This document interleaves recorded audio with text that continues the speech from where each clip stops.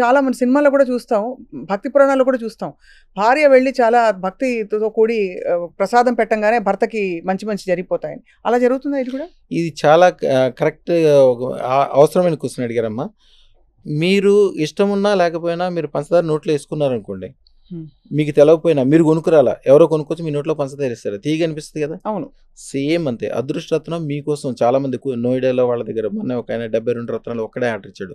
13,50,000 రూపాయల రత్నము బంగారంతో కలిపి 16 లక్షల చిల్లర అయింది. ఆ రత్నాలు 72 మందికి ఇప్పించాడు ఆయన. ఆయన అంతకుముందు బాగా బతికిన వాళ్ళు హైదరాబాద్ వాళ్ళే ఉన్నారు. అక్కడికి వెళ్ళినప్పుడు నోయిడాలో ఒక చోట ఒక ల్యాండ్ కొన్నాడు 18 ఎకరాలు.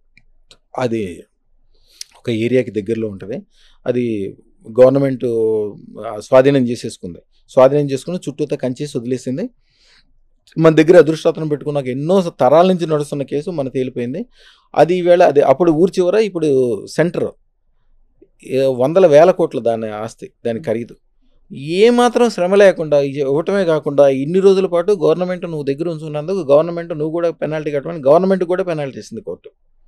అంటే రేపు పొద్దున ఎవరు దాన్ని కాదంటానికి కూడా వీలు లేకుండా అదే అంత గొప్ప విజయం వచ్చినందుకు ఆయన ఎంత సంతోషపడ్డాడంటే, వాళ్ళ తాలూకా పనిచేసే వాళ్ళకి, వాళ్ళ లాయర్లకి సంబంధించిన ఎప్పుడో ఎవరో ఒక కాగితం రాసి ఉంటాడు కోర్టులో, చిన్న కాగితం రాసి సంతకం పెట్టుంటాడు గుమస్తానో ఎవరో, ఆయనకి కూడా 16 లక్షలు పెట్టి రత్నం చేపించేశాడు వాళ్ళ తాలూకా వాళ్ళందరికీ. నేను దగ్గర రమణమూర్తి గారు అని చెప్పాను చూడండి, ఆయన అయితే సుమారుగా ఒక 1000 రత్నాలు చేపించుంటాడు. వాళ్ళ అల్లుళ్ళు, కూతుళ్ళు, పుట్టే మనవాళ్ళు, పుట్టేవాళ్ళు, ఆ వియ్యంకులు, వియ్యపురాళ్ళు, వాళ్ళ ఫ్యాక్టరీలో పనిచేసే మెయిన్ వాళ్ళందరూ ప్రతి ఒక్కరికి చేపిస్తాడు. ఎవరి దగ్గర డబ్బులు తీసుకుని ఏం డబ్బులు ఇస్తాడు. మీ దగ్గర రత్నాలు తీసుకుంటే ఆయనకి సుమారుగా ఒక లాస్ట్ ఇయర్ ఒకసారి అయితే 10 కోట్లు చిల్లరైంది.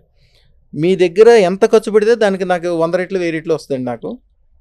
నాకు మొదటి నుంచి అదొక సెంటిమెంట్. అందరికి ఇప్పించడానికి అదొక కారణం. అందరూ బాగుపడతారు కాబట్టి, పెట్టుకున్న వాళ్ళు అందరూ బాగుపడతారు కాబట్టి ఆ పుణ్యం నాకు కూడా వస్తుంది కాబట్టి. యాక్చువల్గా వేరే వాళ్ళకి మీరు అదృష్టరత్నం పెట్టించినా, వాళ్ళు పెట్టడానికి మీకు అనుకూలం చేసిన వాళ్ళకి ఏదైనా అడ్రస్ చెప్పడం కానీ, బస్సు ఎక్కించడం కానీ, ఆ టయానికి వాళ్ళు డబ్బులు లేకపోతే డబ్బులు ఇచ్చి పంపించడం కానీ చేస్తే పుణ్యకార్యం చేస్తున్నారు. అంతే కదా. పుణ్యకార్యం చేస్తున్నప్పుడు మీకు కూడా ఆటోమేటిక్గా వస్తుంది.